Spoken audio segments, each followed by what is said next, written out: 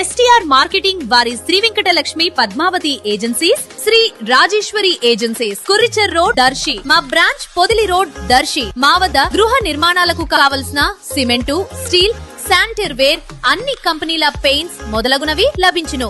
మరియు suite room సదుపాయం కలదు. Proprietor Sani Kommu Tirupati Reddy. STR marketing chairman. Cell 9959336938.